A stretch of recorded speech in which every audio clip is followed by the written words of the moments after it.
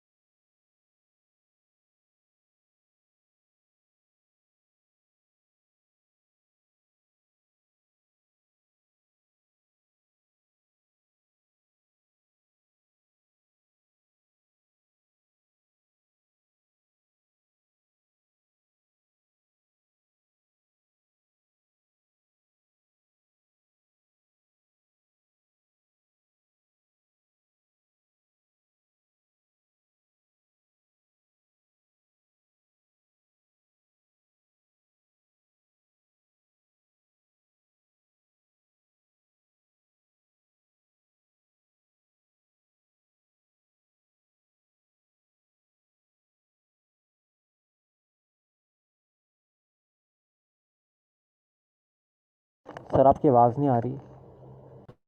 मैं भाई बोल भी नहीं रहा हूँ अभी।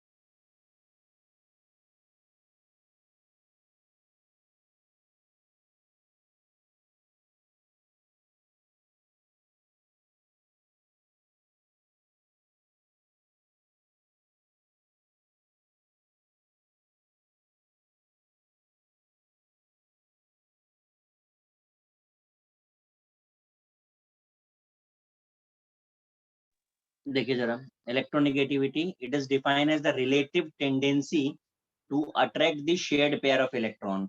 शेयर्ड पेयर इलेक्ट्रॉन को अट्रैक्ट करने की जो रिलेटिव टेंडेंसी है दैट इज कॉल्ड इलेक्ट्रोनेगेटिविटी। अब रिलेटिव टेंडेंसी का मतलब क्या है? तो अगर आपको याद हो कभी बचपन में आपने अगर इस तरीके के बॉन्ड्स बनाए हो तो हाइड्रोजन और क्लोरीन के जो इलेक्ट्रॉन्स हैं, शेयर्ड इलेक्ट्रॉन, वो क्लोरीन की तरफ शिफ्टेड होते हैं, इसीलिए क्लोरीन नेगेटिव और हाइड्रोजन पॉजिटिव होता है। तो समझने की बात जो है वो ये कि ये जो प्रॉपर्टी है वो किसी मॉलिक्यूल, किसी कंपाउंड के लिए होगी, किसी एटम की नहीं होती है। प्रॉपर्टी में रिलेटिव टर्म आना मतलब किसी ना किसी के रेस्पेक्ट में आप फाइंड कर रहे हो। दूसरा बात, इट इज यूनिटलेस। ये बड़ा इंपॉर्टेंट है, कई बार यूनिट पूछी गई है। तो टेंडेंसी की कोई यूनिट नहीं होती है, इसलिए यूनिटलेस है। जीरो ग्रुप के लिए इलेक्ट्रॉन एफिनिटी जीरो है। स्टेबल कॉन्फ़िगरेशन है उसके लिए आप रिलेट कर नहीं पाएंगे। तो ये जिस तरीके से एफिनिटी जीरो थी उसी तरीके से नेगेटिविटी भी जीरो है। फैक्टर्स में कुछ फैक्टर्स तो नोन है अब आपके लिए, साइज के इनवर्स है, स्क्रीनिंग इफेक्ट के इनवर्स है, ईएनसी के डायरेक्टली प्रोपोर्शनल है। बचे हुए जो दो फैक्टर हैं, directly proportional to oxidation number और directly proportional to percentage s in hybridization, ऐसा मैंने लिखा है। ये दोनों हमारे नेक्स्ट चैप्टर के लिए हैं, आगे केमिकल बॉन्डिंग में हम इन्हें रिलेट करते हैं। तो अभी इनका कोई काम नहीं, इनको सिर्फ लिख के स्टार मार्क कर दीजिएगा। वेरिएशन अगर आप देखेंगे तो डाउन द ग्रुप डिक्रीज और अक्रॉस द पीरियड इंक्रीज होता है। पीरियोडिक टेबल में अगर मोस्ट इलेक्ट्रोनेगेटिव एलिमेंट पूछे जाए तो 3 आते हैं, अभी हम वैल्यूज भी लिखाएंगे आपको।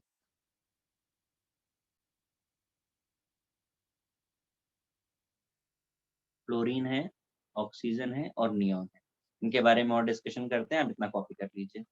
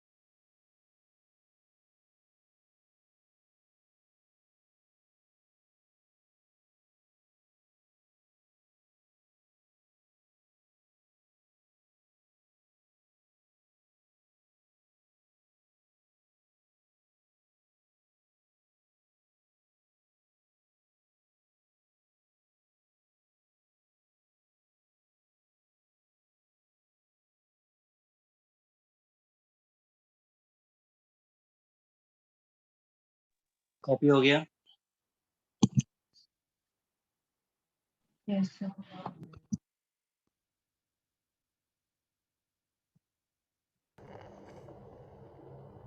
सर वो ट्रेंड क्या था वो बता दोगे, बस वो रह गया था। अगर मैं पूछ रहा हूँ कि कॉपी हो गया है तो आपको आंसर करने में कोई प्रॉब्लम हो रही थी? नहीं सर, तब दिख रहा था ना, इसलिए नहीं कर पाया। नहीं तो प्लीज आपको अगर नहीं बोलोगे तो नेक्स्ट टाइम से फिर अगर चेंज किया तो फिर दोबारा नहीं करूंगा मैं बैक।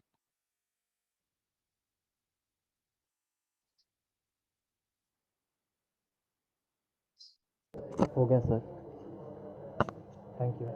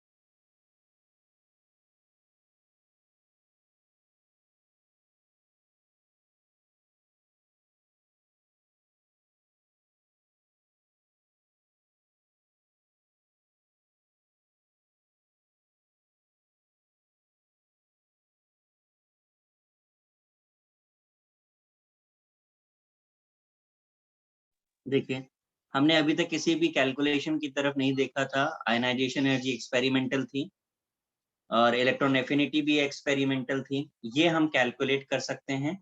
पहला है Millikan scale IE plus EA/2 अगर इलेक्ट्रॉन वोल्ट में गिवन है। मिलिकन स्केल अगर किलो जूल पर मोल में गिवन है तो 2 बाई मतलब IE प्लस EA/2 इंटू 96.48 हो जाता है। ये एक बेसिक कन्वर्जन ही है यहाँ पर जो आपको बताया है 1 इलेक्ट्रॉन वोल्ट का, अगर आपको आइडिया होगा शायद इसका।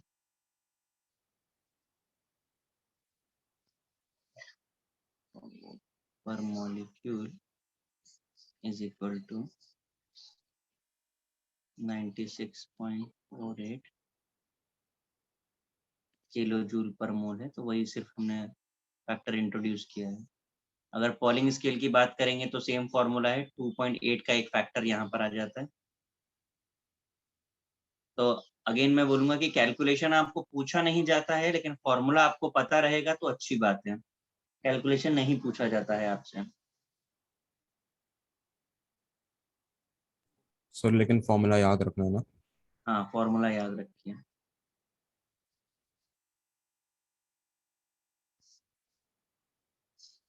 न्यूमेरिकल्स नहीं होते हैं इस चैप्टर में।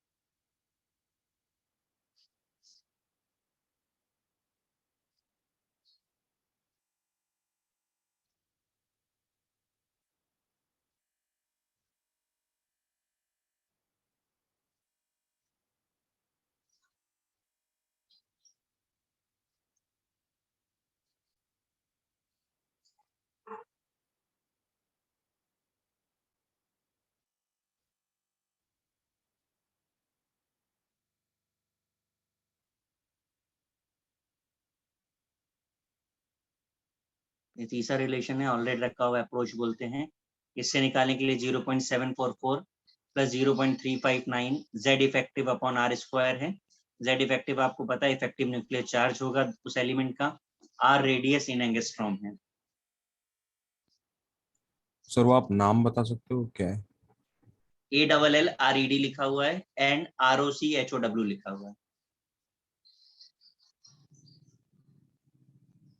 सर वो जो आयनाइजेशन एनर्जी लिखा है हम लोगों ने हम्म, ऊपर में, सर वो फर्स्ट है या फिर क्या है? हमेशा फर्स्ट होता है, सेकंड हाइपोथेटिकली हम लेते हैं कंपेयर करने के लिए। तो सर वो तो इलेक्ट्रॉन एफिनिटी और ये तो हमेशा इक्वल एंड अपोजिट होते हैं, तो जीरो नहीं हो जाएगा? शाबाश। इलेक्ट्रोनेगेटिविटी अभी अभी हमने आपको बताया है रिलेटिव टेंडेंसी है, किसी की दूसरे के रेस्पेक्ट में कैलकुलेट की जाती है। तो अगर एक एलिमेंट का आयनाइजेशन एनर्जी होगा तो दूसरे का इलेक्ट्रॉन एफिनिटी होगा। किसी एक ही एलिमेंट का आयनाइजेशन एनर्जी और इलेक्ट्रॉन एफिनिटी का कोई सेंस नहीं होता है। अभी तो क्वेश्चंस करोगे मतलब तो समझ आ HCl जाएगा। का मतलब H बिल्कुल नहीं, हाइड्रोजन का आई लेंगे? जब क्वेश्चन करेंगे तो आपको समझ जाएगा। सर वो अप्रोक्सीमेशन है ना? कहाँ पर? APPR। सर रोचाओ के राइट में। अप्रोच है भाई। अच्छा। हाँ, अरे अप्रोक्सीमेशन कैसे कर दोगे?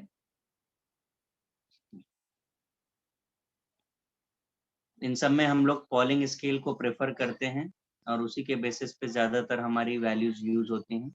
वैल्यूज हमें याद नहीं रखनी है, ठीक है, लेकिन मैं आपको बता रहा हूँ सिर्फ आइडिया के लिए। सर ये एल्ड्रेड एंड रोचाओ अप्रोच का यूनिट क्या है? बेटा इलेक्ट्रोनेगेटिविटी निकाल रहे हो ना मेरे ख्याल से आप, और पहली लाइन में जरा स्टार पॉइंट जाके पढ़िए क्या लिखा था आपने। सर लेकिन पॉलिंग और मलिकन में तो इलेक्ट्रॉन वोल्ट और केजे पर ओ मोल। भाई, that is not unit of electronegativity, that is a unit of ionization energy and electron affinity। क्या कर रहे हो? Okay sir. Sir electronegativity unitless क्यों है? टेंडेंसी की कोई यूनिट नहीं होती है मेरे ख्याल से, फिजिक्स में भी अपने पढ़ा होगा।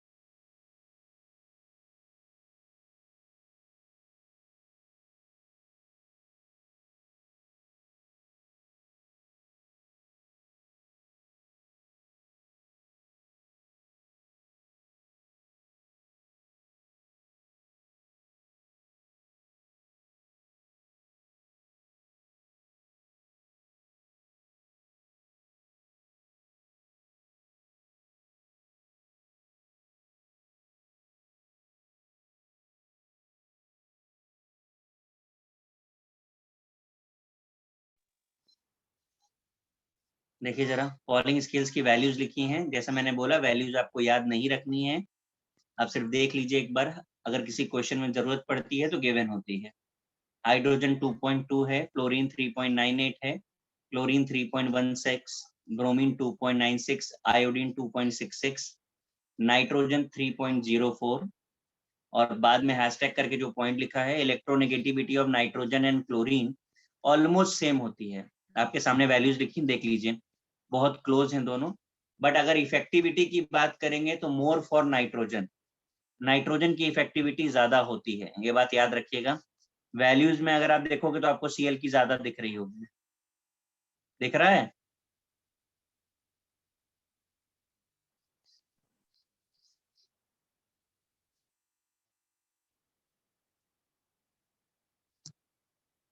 गाइस बात समझ आ रही मैं क्या कह रहा हूँ? Yes sir. तो क्लोरीन अट्रैक्ट कम शेयर्ड इलेक्ट्रॉन को अट्रैक्ट कम उससे करता है कंपेयर टू फ्लोरीन, लेकिन उसकी एफिनिटी ज्यादा है।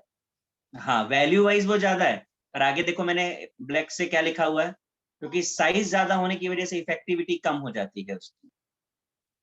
साइज से रिलेट करना आ रहा है ना? हाँ सर ठीक है।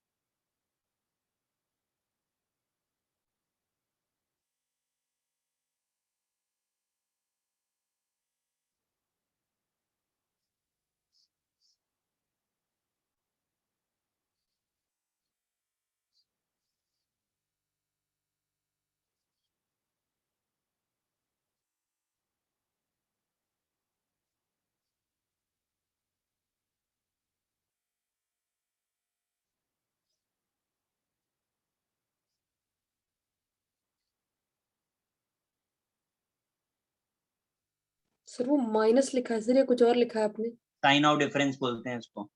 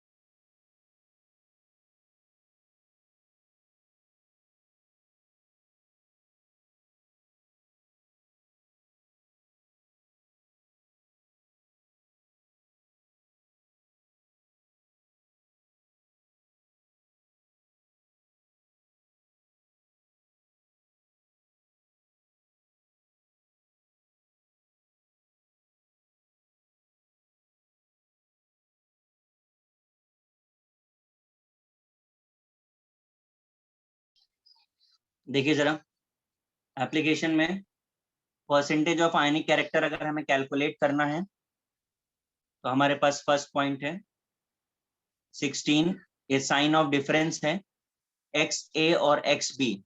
हम कोई कंपाउंड एज्यूम कर सकते हैं ए बी टाइप का, इसमें इलेक्ट्रोनेगेटिविटी ऑफ ए और इलेक्ट्रोनेगेटिविटी ऑफ बी गिवन है एक्स ए और एक्स बी के टर्म में।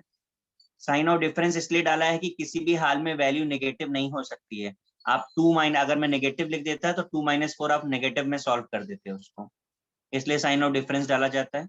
3.5 एक्स ए डिफरेंस एक्स बी का होल स्क्वायर।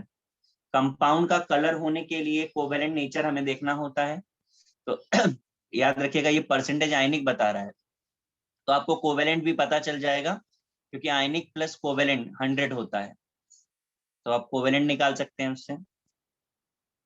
ये सब बॉन्डिंग में हम लोग फिर से पढ़ने वाले हैं, ये पूरा फॉर्मूला और कैलकुलेशन भी।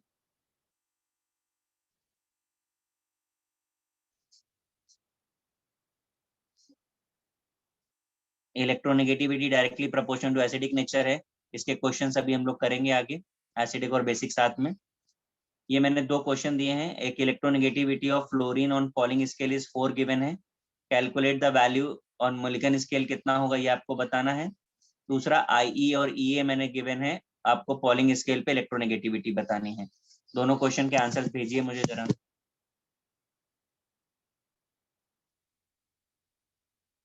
बहुत सारे लोगों ने भेज भी दिया आंसर।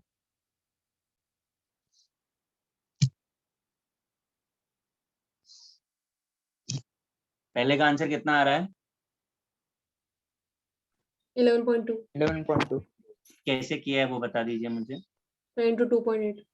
सर रिलेशन ढूंढना है पॉलिंग स्केल और मोलिक्यूल स्केल का। हाँ ठीक है, सीधे सीधे 2.8 टाइम्स होता है, और यहाँ पर ये भी 3 पॉलिंग स्केल पे है, तो कितने से डिवाइड किया पॉलिंग स्केल के लिए? 5.6।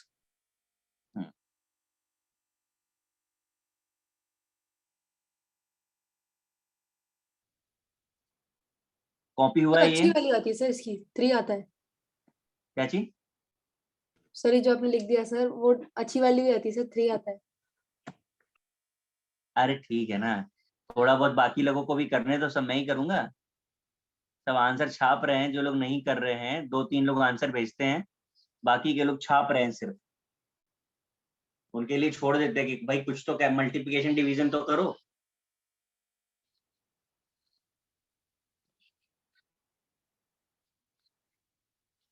ये चैप्टर आज फिनिश हो जाएगा। मॉड्यूल का क्या स्टेटस है?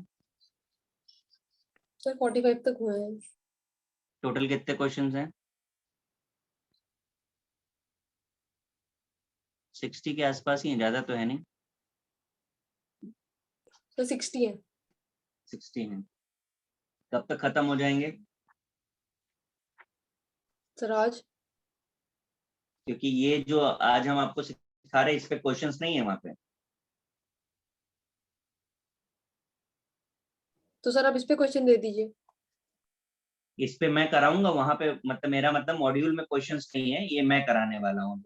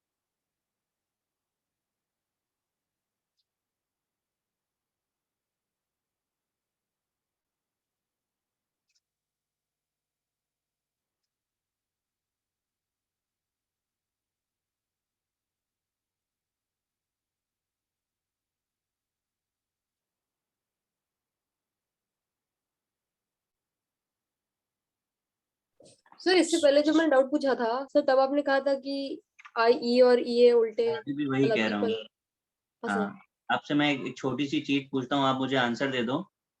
आयनाइजेशन एनर्जी किसी एलिमेंट को क्या बनाती है? कैटायन की एनायन। क्या टाइम? और इलेक्ट्रॉन एफिनिटी क्या बनाती है? एन। अब अपने दिमाग से सोच के जरा मुझे बताना कि आप क्या सोडियम की इलेक्ट्रॉन नेगेटिविटी बता सकते हो?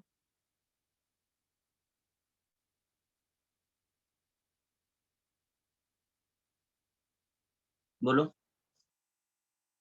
सोडियम की इलेक्ट्रॉन नेगेटिविटी आप बता सकते हो? सर शायद माइनस में होगा। पॉसिबल है? सोडियम का इलेक्ट्रॉन एफिनिटी एग्जिस्ट करेगा क्या? सर बहुत बहुत मतलब, हाँ अरे सर नहीं करेगा। तो फिर तो हर एक स्टेटमेंट अलग अलग जगह पर वैलिड है। ये तो एग्जाम्पल, मैंने क्वेश्चन आपको दिया, मैंने कोई एलिमेंट का नाम लिखा? राइट सर, हाइपोथेटिकल है ये। इसलिए नहीं लिखा क्योंकि अभी हमको ये वेट करना है ये जानने के लिए, वो हम ऑक्सीडेशन नंबर में जान पाएंगे कि कौन से ऐसे एलिमेंट है जिनका डुअल बिहेवियर होता है। ठीक है ना? इसलिए मैंने ओके। सिर्फ एलिमेंट लिख करके छोड़ दिया, मैंने उस एलिमेंट का नाम नहीं दिया, क्योंकि आपको ये बाद में आइडेंटिफिकेशन होता है कि कौन सा एलिमेंट है जो कैटायन भी बनाए और एनायन भी बनाए। सोडियम तो नहीं बनाता ना। तो ये सोडियम का एग्जाम्पल सिर्फ आपको समझाने के लिए दिया, क्योंकि आपके दिमाग में वो चलता रहेगा। Okay sir. देखिए जरा इधर पे, electropositivity, tendency to lose electron, electron losing tendency को हम इलेक्ट्रोपॉजिटिविटी बोलते हैं, या फिर कैटायन फॉर्मेशन की टेंडेंसी को हम बोलते हैं। ये टेंडेंसी हमको एक एक्स्ट्रा प्रॉपर्टी बताती है, और वो है metallic nature. It explain about the metallic nature. तो अगर हमें कभी मेटालिक नेचर देखना है तो इलेक्ट्रोपॉजिटिविटी देख सकते हैं। फिर अगर हमको मेटालिक नेचर पता है तो हमको उसके ऑक्साइड का नेचर पता चल जाता है कि मेटल ऑक्साइड्स आर बेसिक। अब यहीं पर हम रिलेट कर देते हैं, अगर मेटल ऑक्साइड बेसिक है तो नॉन मेटल ऑक्साइड्स क्या होंगे? बोलिए। एसिडिक। एसिडिक होंगे। तो अभी हम आने वाले हैं इसी पार्ट पर। फैक्टर्स अगर आप देखेंगे, electropositivity is directly proportional to size, directly proportional to screening effect, and inversely proportional to effective nuclear charge है। इसे कॉपी करिए और इंडेक्स में देख करके जरा बताइए कि क्या है।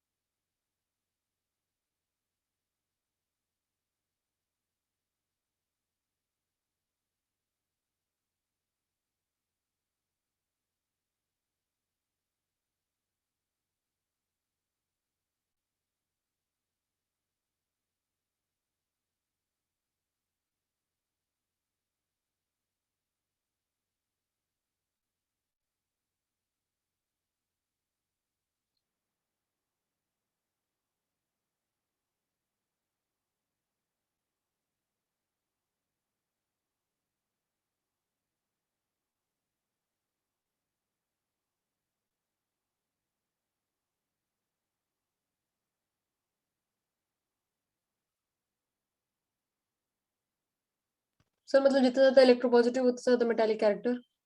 ऐसा मैंने लिखा है वहां पे। सर वही तो नहीं लिखा सर, तो फिर ये क्या लिखा सर हम लोगों ने? Explain the metallic nature. हाँ वही तो मैं बोल रहा हूँ, ऐसा मैंने लिखा है। सर लिखा है सर, मुझे नहीं दिख रहा।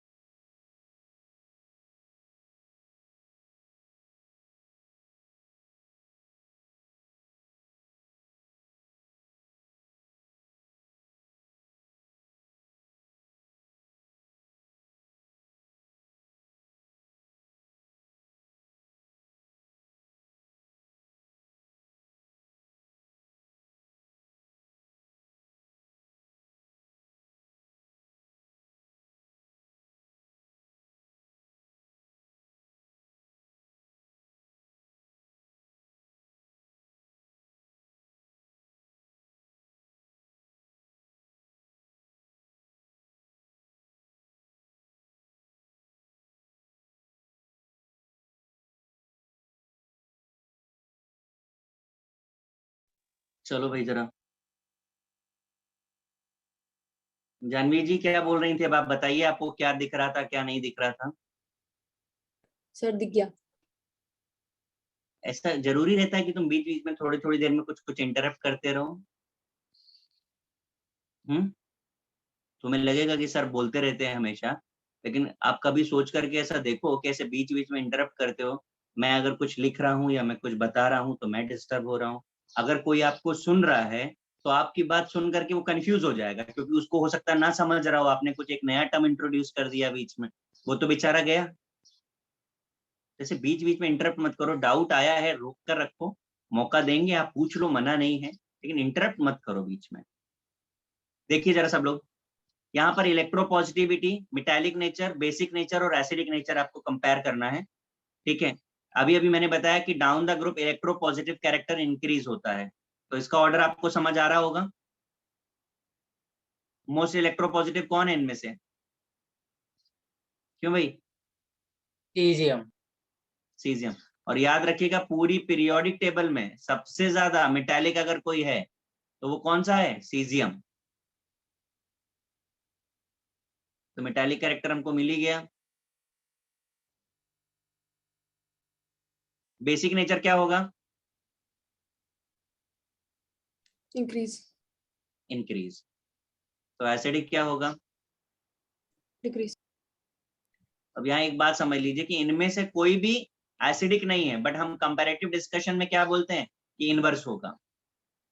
तो ऐसे बहुत सारे केसेस बनते हैं जो मैंने बाजू में क्वेश्चंस में लिखा हुआ है। देखिए इधर पे लिथियम बेरिलियम बोरॉन कार्बन लिखा हुआ है, इलेक्ट्रोपॉजिटिव कैरेक्टर क्या होगा डाउन द ग्रुप, मतलब डाउन द ग्रुप मतलब जो लिखे हैं उस क्वेश्चन में डाउन द ग्रुप पूछ रहा हूं मैं। डिक्रीज। डिक्रीज। समझ आ रहा है सबको? यस। तो मेटालिक, डिक्रीज। अब मैंने नॉन मेटालिक नहीं लिखा पर आप बता सकते हैं नॉन मेटालिक क्या होगा। इंक्रीज। बेसिक कैरेक्टर क्या होगा? डिक्रीज। Acidic character? इंक्रीज। अब जो मैंने बाजू में क्वेश्चंस लिखे हैं इनको जरा फटाफट से आप लोग कॉपी करिए, मुझे और भी लिखने हैं। आपको एसिडिक स्ट्रेंथ कंपेयर करना है इन सब में, तो पहले आप कॉपी कर लें, फिर किस पे क्या अप्लाई करना है वो आप देखिएगा। पहले कॉपी करें सब लोग जरा।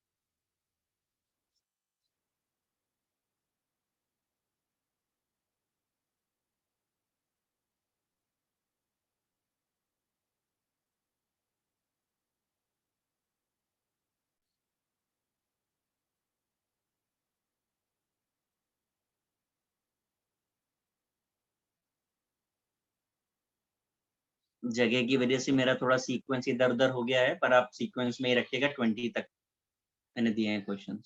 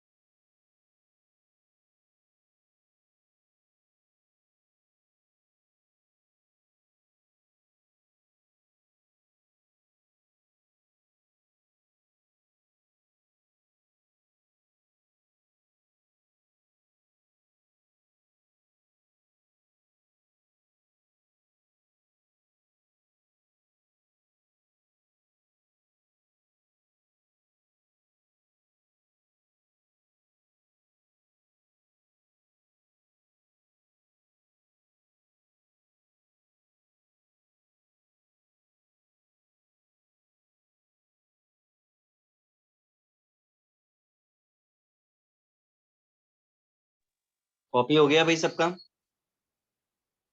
सर 5 बाकी। करिए कॉपी और सॉल्व करना शुरू करिए। तो सॉल्व हो गया। शाबाश, आंसर भेज दीजिए मुझे जरा। सर सारे के आंसर भेजने? हाँ, सर बस ये जो कैसे होगा? ज्यादा एसिडिक है बस वही कंपाउंड टाइप कर दीजिए। सर बहुत टाइम लगेगा। बाकी लोगों को अभी कॉपी करने में टाइम लगेगा।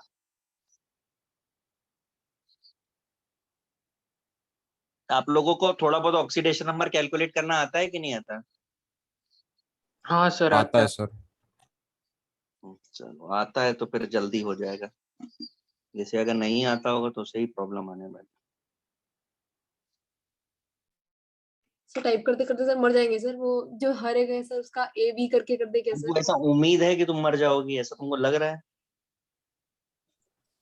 हाँ सर जानवी? बहुत सारा टाइप करना पड़ेगा। सर उसको ए भी कर देते सर, जैसे Na2 और CS2 जो है O2 सर, उसको Na को बी ए कर देते, दूसरे को बी कर देते। पहले पहले वाले को हर एक क्वेश्चन में पहले वाले को ए कर दो, दूसरे वाले को बी कर दो। अभी हाँ हो सर जाएगा? हाँ सर। अभी भेज दो जल्दी से।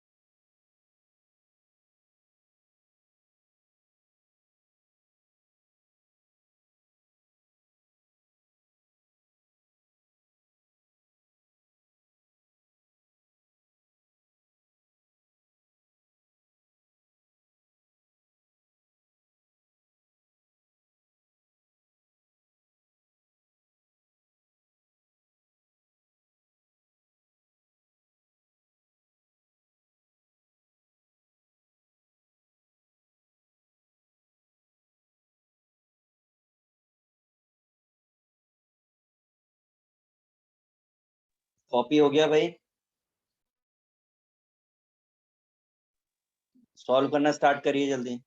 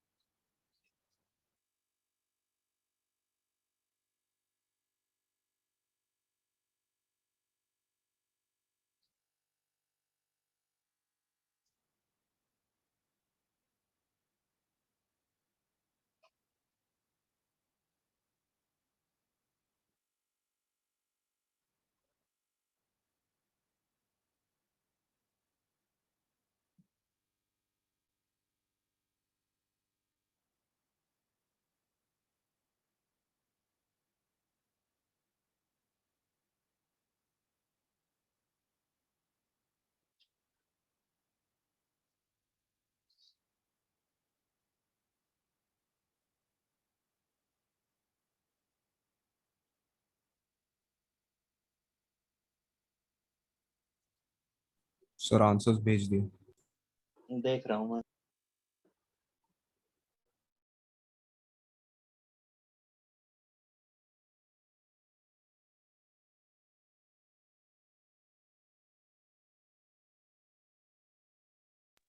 बाकी के क्या कर रहे हैं भाई, जल्दी भेजिए।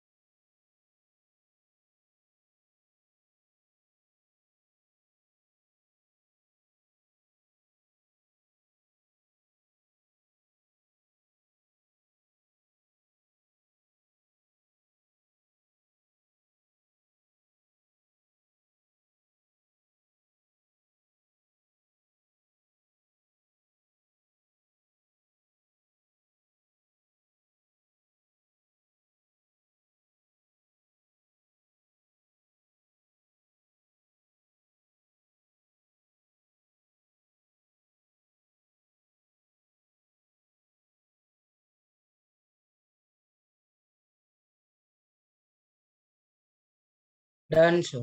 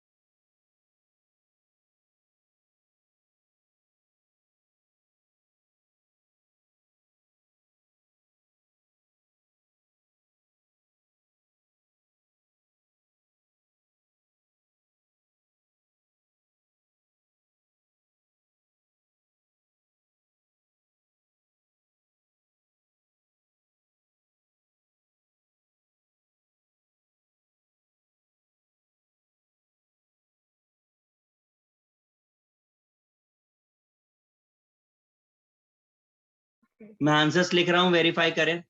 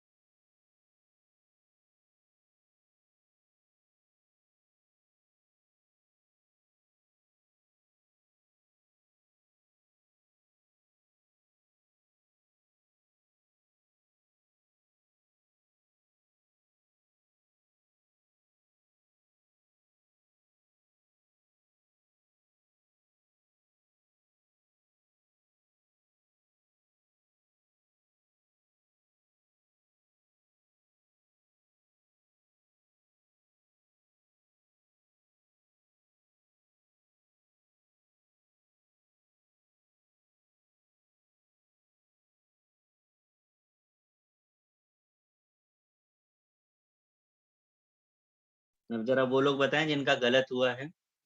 सर 17। 17 गलत हुआ, कहाँ गया 17? ये क्यों गलत हुआ? सर फास्फोरस पोजीशन और पता नहीं। आर्सेनिक, पीरियोडिक टेबल रेफर कर लेते आप। नाइट्रोजन, फास्फोरस, ये आर्सेनिक है यहाँ पे। अब आप खुद ही देख लीजिए। Yes sir phosphorus non metal है, आर्सेनिक तो नहीं है non metal. Sir 19। 19 oxidation number वाला था। सर निकाला, ऑक्सीडेशन नंबर उसका ही ज्यादा है, ए का। हाँ 6 2 3, अच्छा कैसे ज्यादा है, जरा निकाल के बताओ मुझे। सर सॉरी, मैंने 2 लिख दिया बी का, सॉरी सॉरी सर। आ गया सर। सर ऑक्सीडेशन नंबर कैसे निकालते, सिखाओगे क्या? यार ये तो तुमने बड़ा गलत बात पूछ ली। अभी सिखाना पड़ेगा ये। सर सबको नहीं था स्कूल में यार। अच्छा देखो, जो सबसे ज्यादा बीच में इंटरफेयर करते हैं उन लोगों ने आंसर्स नहीं भेजे अभी तक। हमारी क्लास के सबसे स्मार्ट बच्चे जो हैं उन्होंने आंसर ही नहीं भेजा अभी तक। क्या बोले? और सॉल्व सब कर लिए होंगे पर आंसर नहीं भेजेंगे। चलिए कोई नहीं। ऑक्सीडेशन नंबर में थोड़ा आपको आइडिया दे देता हूँ बेटा। आगे के चैप्टर्स में हम लोग सीखते ही हैं। किसी को आंसर कॉपी तो नहीं करना है? सर मुझे डाउट है। निक्सन सर करना पड़ता है। किसको डाउट है? सर मुझे। क्यों? सर 17 वाला, सर वो कैसे हो गया सर ये सब? तुम कहाँ थी अभी तक? सर मैं हाँ? इधर ही बैठी थी। तुमने आंसर भेजे मुझे? हाँ सर, सर मैंने 2 अलग अलग फॉर्मेट्स में भेजे। अच्छा, और अभी 17 मैंने जब एक्सप्लेन किया तब कहाँ थे? सर मैं तो इधर ही बैठी, सर मेरे कान बंद हो गए क्या? अभी अभी 17 मैंने बताया है, इसीलिए मैं पूछ रहा हूँ कि कहाँ थे आप भाई। जस्ट बताया है। Left side of the table देखिए, मैंने एलिमेंट्स भी लिखे हैं, दिख रहे हैं आपको? हाँ sir. Metallic character down the group क्या होता है? इंक्रीज।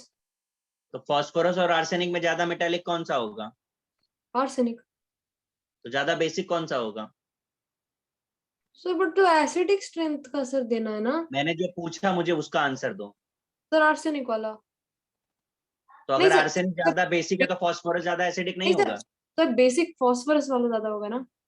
फिर नॉनसेंस। जब कह अभी अभी आपने बताया कि आर्सेनिक ज्यादा मेटेलिक है कि नहीं? अच्छा हाँ, सॉरी सर। सॉरी मत बोलो, ये रियलाइजेशन की जरूरत है कि एवरी टाइम तुम ऐसे ही मिस्टेक करते हो गया सबका? मैं ऑक्सीडेशन नंबर बताऊं, किसी को कॉपी तो नहीं करना है? नहीं सर, हो गया। चलो, जरा जिनको ऑक्सीडेशन नंबर का प्रॉब्लम था वो बहुत बेसिक सी 2 चीजें याद रखें तो उनको ऑक्सीडेशन नंबर का प्रॉब्लम नहीं आएगा। पहला ये कि ऑक्सीजन को आप -2 होता है और हाइड्रोजन का +1। ये एक छोटी सी बात को याद रख करके आप कहीं पर भी वेरीफाई कर लें। जैसे मैंने HNO2 और HNO3 लगाया है, तो हाइड्रोजन और ऑक्सीजन तो नोन होते हैं, आपको नाइट्रोजन पे कैलकुलेट करना होगा, यहाँ पे और यहाँ पे। हाइड्रोजन का 1 होता है, नाइट्रोजन आपको निकालना है X, ऑक्सीजन का -2 होता है, टोटल 3 एटम्स हैं। यहाँ पर आप X कैलकुलेट करके बता दीजिए कितना आ रहा है, +5 आएगा। सेम कैलकुलेशन यहाँ पे कर लीजिए,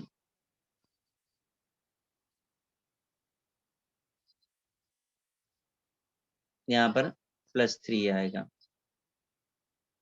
इसलिए HNO3 ज्यादा एसिडिक है। समझ आया कि नहीं भाई? हाँ सर। हाँ सर। किसी को कुछ कॉपी करना है, मैं आगे बढ़ूं?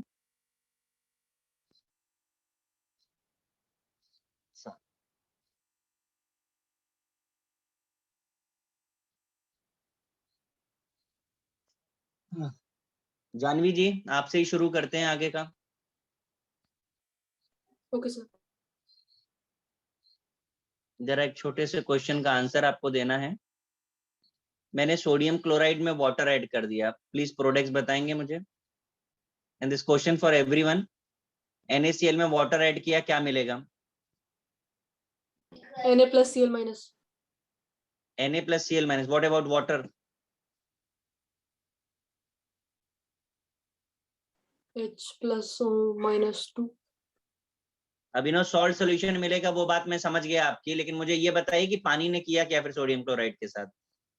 सोचिए। सर वो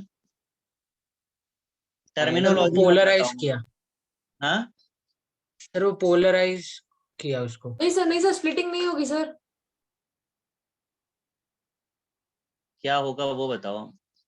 सर जो NaCl है सर, वो Na वाला जो साइड, सर हाइड्रोजन जो है, हाइड्रोजन वाटर जो है सर, वो H2 वाला जो पार्ट होगा वो Cl को खींचेगा, मतलब Cl के साइड सर। सोच सर लो फिर आराम से। नेगेटिव चार्ज हो जाएगा सर, छोट पार्शियल नेगेटिव चार्ज, और सर जो ऑक्सीजन वाला है वो पार्शियल पॉजिटिव चार्ज, हम्म, सर मतलब उल्टे से चिपक जाएंगे। हो गया। सर डायग्राम से बता सकती सर, मुझे ऐसे बोलने को नहीं हो रहा है। और कोई बता रहा है?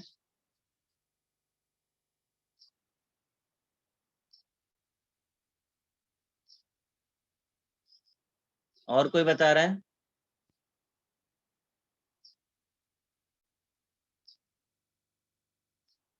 क्यों भाई?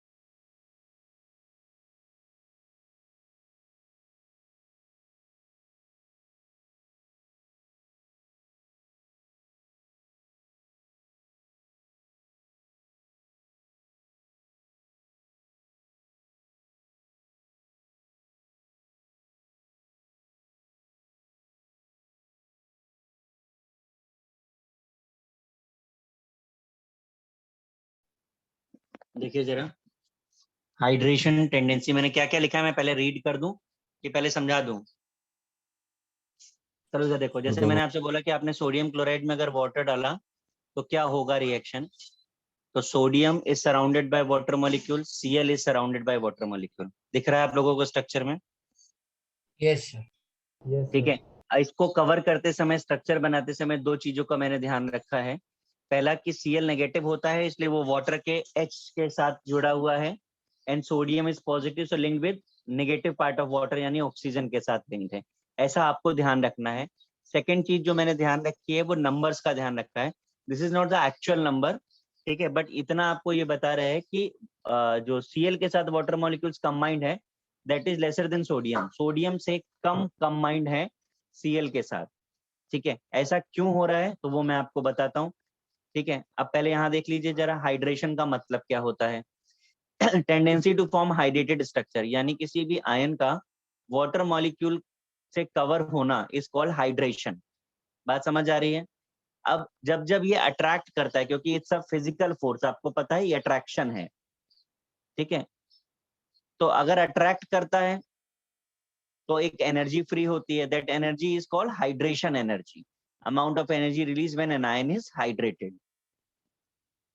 ये दो बातें आप समझ लीजिए। अब हाइड्रेशन जो है, क्योंकि वो अट्रैक्शन है, तो अट्रैक्शन किस पे डिपेंड करता है? वो चार्ज डेंसिटी पे डिपेंड करता है।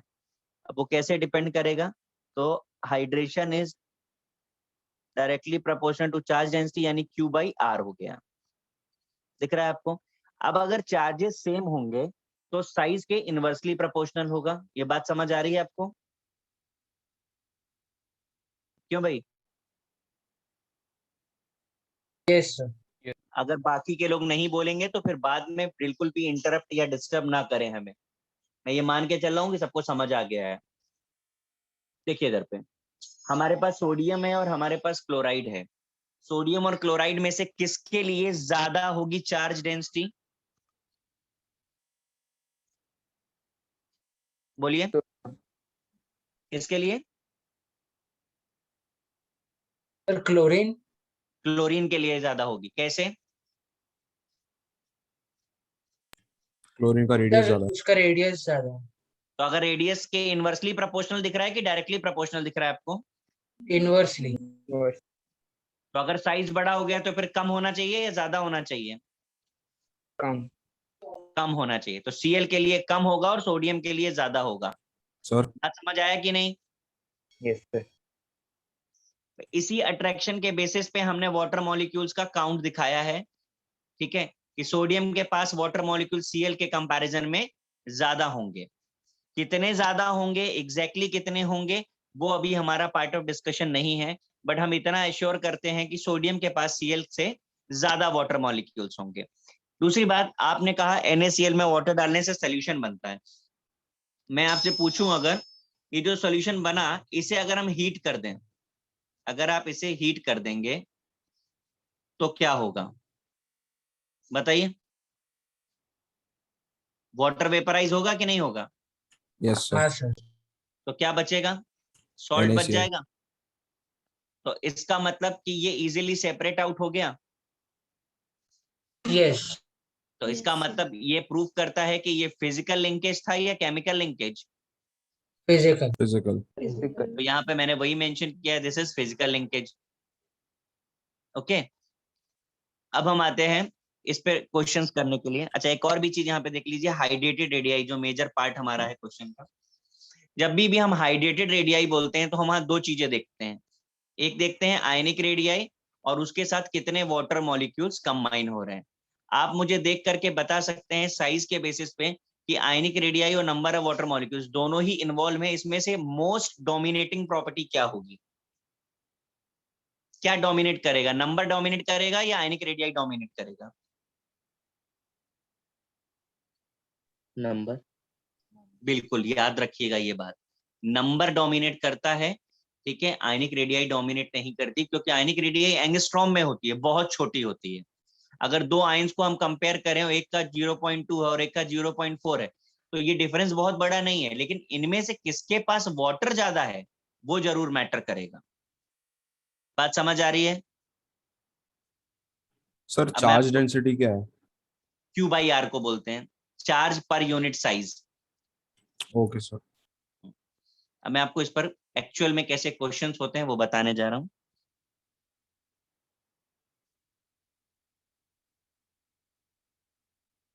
सर डाउट पूछूं? हम्म सर डाउट पूछूं? जब अभी मैं पूछ रहा था कि कोई डाउट है किसी को, तब आप क्यों नहीं बोले? सर मैंने हैंड रेज किया था सर, मुझे लगा इंटरप्ट कर दूंगी। अच्छा चलो बोल लो अब तुम। सर अगर अभी सॉल्ट सोल्यूशन को सर इवेपोरेट करना नहीं सर, बस हीट करते हैं तो सर ज्यादा डिसॉल्व क्यों हो जाता है सॉल्ट? बिल्कुल, एक टाइम तक डिसॉल्व होगा और उसके बाद क्या है, एवोपरेशन करने के लिए मेरे ख्याल से कोई टेम्परेचर होता है ना? हाँ सर क्यों भाई? होता है। हाँ, तो हम उस टेम्परेचर की बात कर रहे हैं। हमने तो नहीं कहा कि तुमने उसको गैस पे चढ़ाया और वो उड़ गया। नहीं सर, सर मैं कुछ और बोल रही सर, मैं बोल रही सर तो हीट करने से क्या होता है सर? फिजिकल लिंकेज ब्रेक हो जाता है।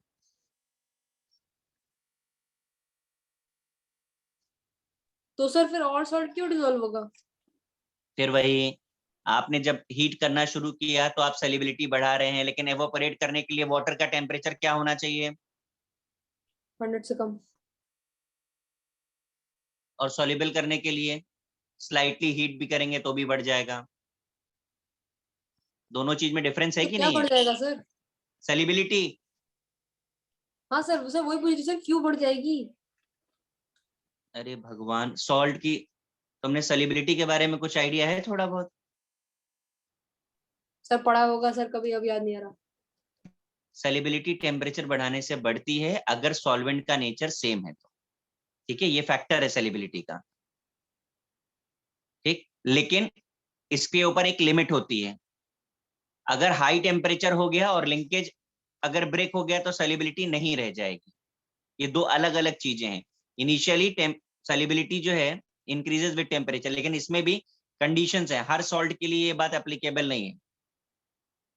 तो सर सोल्यूबिलिटी हाइड्रेशन एनर्जी से रिलेटेड है? सॉल्युबिलिटी बिल्कुल रिलेटेड है, अभी बताएंगे, वो आगे हम पहुंचने वाले हैं। Okay sir.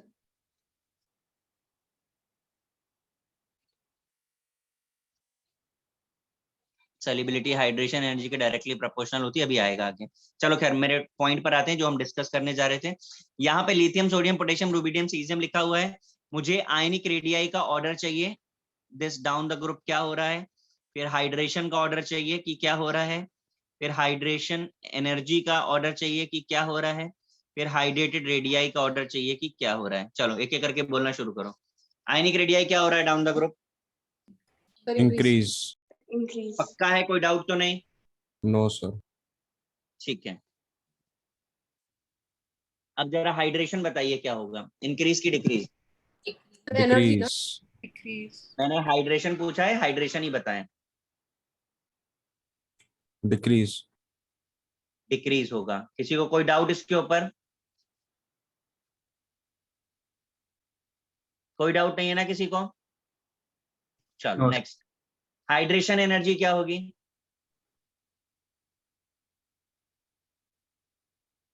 बोलिए भाई, हाइड्रेशन एनर्जी क्या होगी? डिक्रीज। डिक्रीज, क्योंकि जितना ज्यादा हाइड्रेशन होगा उतनी ही एनर्जी फ्री होगी। अब आते हैं मेजर पार्ट पर, हाइड्रेटेड रेडियाई क्या होगी? बोलिए, हाइड्रेटेड रेडियाई क्या होगी? डिक्रीज हो गई। बिल्कुल सही, डिक्रीज होगी। और ये देखने के लिए हम क्या देख रहे हैं, जस्ट एक सिंपल सा पॉइंट कि लिथियम और सीजियम में से ज्यादा वाटर मॉलिक्यूल किसके पास होगा? जिसका साइज छोटा होगा। अभी अभी ये पीछे बताया मैंने बॉक्स में जो लिखा है, समझ आ रही है बात? Yes sir. और आप यहाँ नोटिस कर सकते हैं कि क्वेश्चन आपको ऐसे ही पूछा जाता है, आपसे रेडियाई पूछ रहे हैं, वो आयनिक पूछ रहे हैं कि हाइड्रेटेड पूछ रहे हैं, ये ध्यान देना है क्योंकि आंसर एकदम रिवर्स हो गया है दोनों केस में। इसे आप कॉपी करिए, मैं और क्वेश्चन देता हूँ इस पर।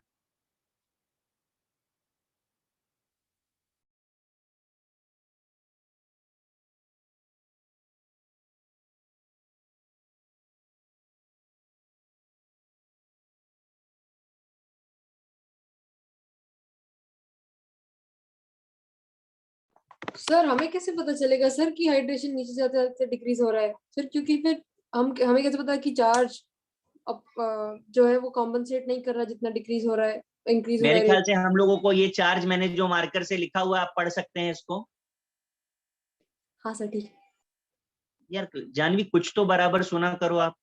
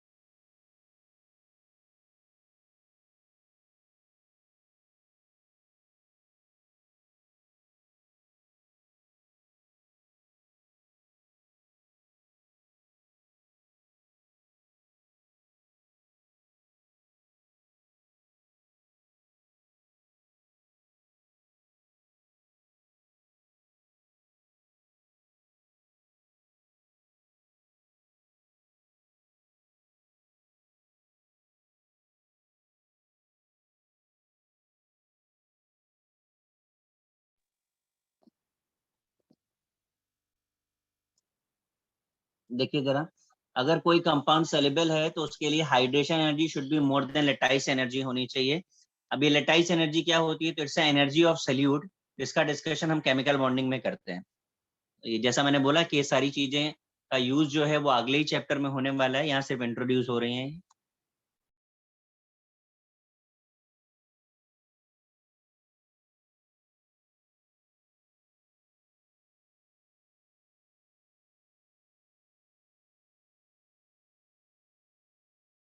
कॉपी हो गया? हाँ सर। No sir. बस सर एक मिनट।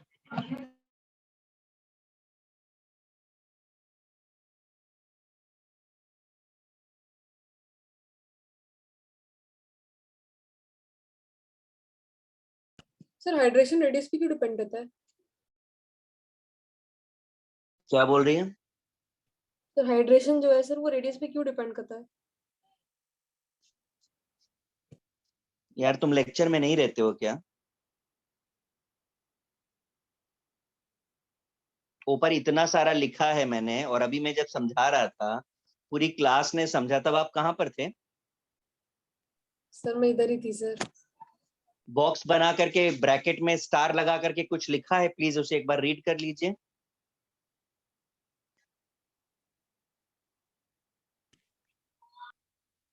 दिख रहा है आपको?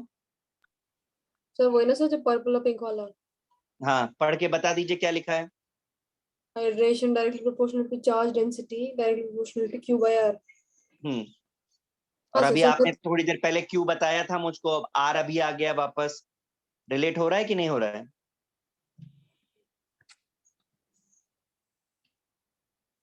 हाँ, सर व्हाट, यस और नो? No sir. नहीं हो रहा रिलेट अभी भी? लिथियम और सीजियम में बड़ा कौन है? सीजियम। हाइड्रेशन होना is directly proportional to charge density होता है, और charge density Q by R है। तो अगर आर ज्यादा होगा तो हाइड्रेशन कम होगा या ज्यादा होगा? तो वो नहीं पूछ रही सर, मैं पूछ रही हूँ आर पे डिपेंड क्यों करता है? ठीक है, अभी मुझे पहले ये आपको बताना पड़ेगा कि हाइड्रेशन क्या होता है। सर बताइए जो आप। वाटर मॉलिक्यूल्स है वो अलाइन करते हैं सो दैट हाइड्रोजन का जो which force is acting in between? It's a physical link. I'm asking which force? Attraction force। हाँ सर। ठीक है, और अट्रैक्शन फोर्स साइज पे किस तरीके से डिपेंड करता है? कभी फिजिक्स में पढ़ा होगा आपने थोड़ा बहुत। हाँ सर इनवर्सली। तो मैंने यहाँ पे क्या बोला है? मैंने भी तो वही बोला है कि साइज अगर बड़ा होगा तो ट्रैक्शन कम हो जाएगा। समझा कि नहीं समझा? सर अब ये सोचना पड़ेगा सर कि सर क्योंकि न्यूक्लियस जो है वो अट्रैक्ट नहीं कर रहा है, sir he how can we भगवान, से तुम्हारा न्यूक्लियस न्यूक्लियस पता नहीं कहाँ चली गई हो तुम। सर नहीं ठीक कर है, रहा ना सर। सर वो जब एक पॉजिटिव आए +1 अगर चार्ज है तो सर वो थ्रू आउट अट्रैक्ट करेगा ना, इन ऑल डायरेक्शंस। पता नहीं। मैं बोलूं हाँ सर। अभी पीछे नाइट्रोजन और क्लोरीन में भी वही बात मैंने समझाई थी कि इफेक्टिविटी ऑफ चार्ज की जब कभी भी हम बात करते हैं, इफेक्टिव चार्ज की हम बात करते हैं, तो हम ये कहते हैं कि जितना भी चार्ज है वो कितने साइज पर है, पूरा स्प्रेडेड इस बात पे डिपेंड करता है। 2 कूलम चार्ज 2 बॉडी पर है, ठीक है। एक का साइज मैं डायमीटर ले लेता हूं, 4 मीटर है, और एक का साइज 8 मीटर है। अब आप मुझे बता दीजिए कि दोनों में से चार्ज बाई साइज, यानी कि एक ये है और एक ये है, इनमें से इफेक्टिविटी ऑफ चार्ज किसके ऊपर ज्यादा होगा? इसके तो ऊपर छोटा भी 2 वाला। कूलम चार्ज स्प्रेड हो रहा है, इसके ऊपर भी 2 कूलम चार्ज स्प्रेड हो रहा है, किसके ऊपर इफेक्टिविटी ज्यादा होगी? तो छोटा। यही मैं बोल रहा हूँ, जब कभी भी चार्ज की बात की जाती है तो चार्ज का मतलब सिर्फ चार्ज नहीं होता, इफेक्टिव चार्ज होता है। That means Q by R always. And that is the reason कि जब हमने नाइट्रोजन और क्लोरीन को कंपेयर किया तो आपको बोला कि नाइट्रोजन ज्यादा होगा, क्योंकि नाइट्रोजन छोटा है और ये क्लोरीन है, आप समझ लीजिए ये नाइट्रोजन है। वहां भी यही लॉजिक बताया आपको कि वैल्यू ज्यादा होने से नहीं, साइज पर डिपेंड कर रहा है कि इफेक्टिविटी कम है कि ज्यादा है। यहां भी हम इफेक्टिव साइज देख रहे हैं। होपफुली कुछ समझा होगा आपको। तो समझ गया मुझे।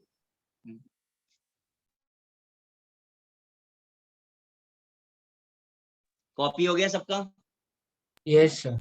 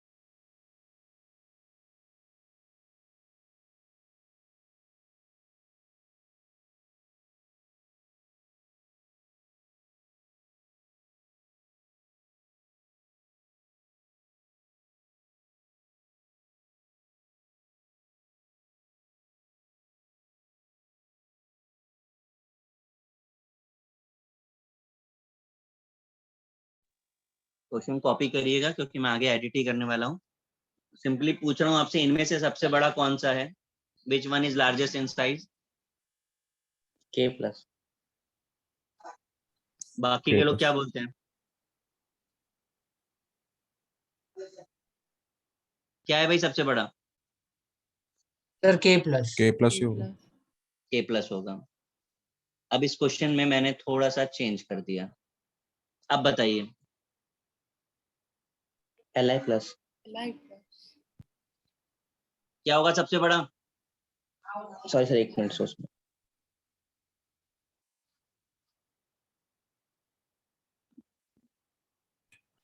Beryllium B। बाकी के लोग क्या बोल रहे हैं?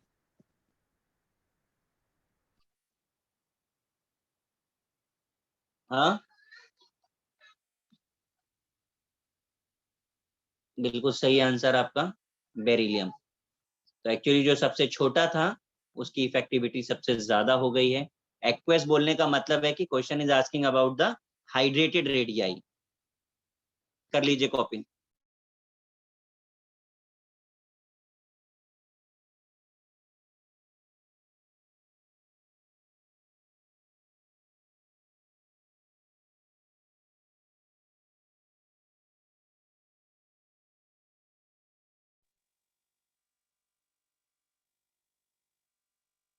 हो गया कॉपी? Yes sir. मैं चेंज करूं क्वेश्चन? हाँ ठीक है।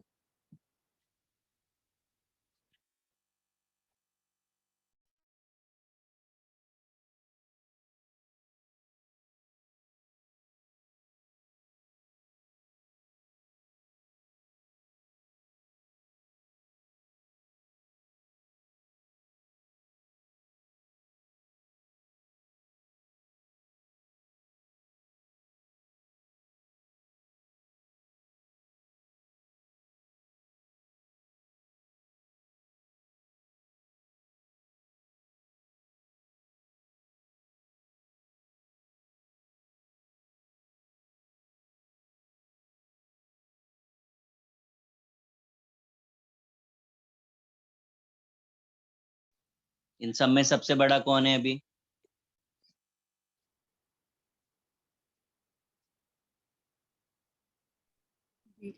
बोलिए।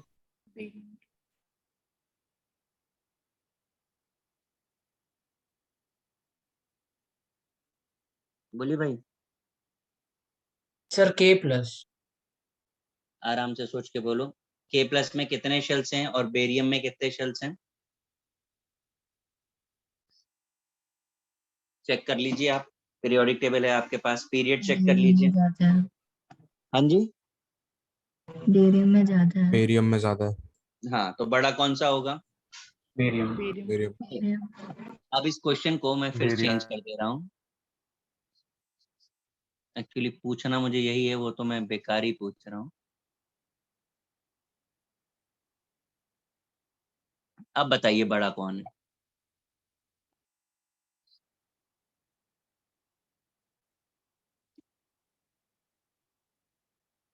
Li plus.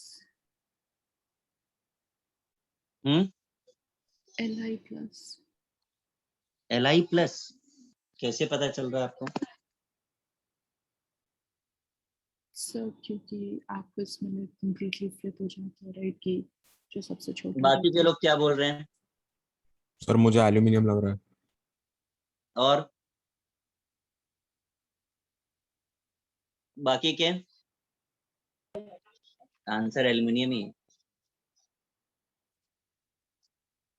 और मैं बोलूं तो बहुत सिंपल से वर्ड्स में एक बात, कि जो भी नॉर्मल साइज है, नॉर्मल प्रॉपर्टी है, एक्वेस में आने के बाद आंसर उसका उल्टा हो जाएगा। बस हर बार यही याद रखिए, जो भी उसका एक्चुअल है वो रिवर्स हो जाएगा, प्रॉपर्टी रिवर्स हो जाती है, ऐसा याद रखेंगे। और आगे चल करके फिजिक्स में भी आप पढ़ोगे लेंस वगैरह के बारे में, तो वहां भी ऐसी एक बात आएगी कि सारी प्रॉपर्टी एक्वेस मीडियम में जाने के बाद चेंज हो जाती है, उल्टी हो जाती है, रिवर्स हो जाती है। मेरी तरफ से ये चैप्टर फिनिश हो गया है। मॉड्यूल आप लोग सॉल्व करेंगे। मॉड्यूल में कुछ क्वेश्चंस केमिकल बॉन्डिंग के हैं, 1 तो 3 होंगे, ज्यादा नहीं है। उनको वो नहीं आएंगे, ऑब्वियस सी बात है, तो मैं नेक्स्ट लेक्चर पे डिस्कस करूंगा, उन्हें एलिमिनेट कर दूंगा, बाकी के डिस्कस कर लूंगा। हो पाएगा नेक्स्ट लेक्चर पे सब कुछ? Yes sir. ट्राई करूंगा। आप फाउंडेशन बिल्डर ऑब्जेक्टिव और उसका गेट इक्विप्ड मेंस भी करिएगा। सिंपल क्वेश्चंस हैं, थ्योरेटिकल क्वेश्चंस है, तो आपको टाइम नहीं लगेगा। गेट इक्विप्ड मेंस भी कर लीजिएगा, ऑब्जेक्टिव्स। सर ओके हाँ जी। सर नेक्स्ट चैप्टर कौन सा है? Chemical bonding. ओके तो वो सर। नेक्स्ट लेक्चर में कि नेक्स्ट लेक्चर में स्टार्ट होगा डिपेंड करता है सर? ये, आप पे डिपेंड करता है। ओके अगर डिस्कशन में टाइम बच गया तो नया चैप्टर स्टार्ट होगा, अदरवाइज नेक्स्ट टू नेक्स्ट होगा। करके रखिए, बाकी नेक्स्ट पे करते हैं। Okay guys. Sir okay sir. Bye sir bye bye sir, thank you sir. Bye.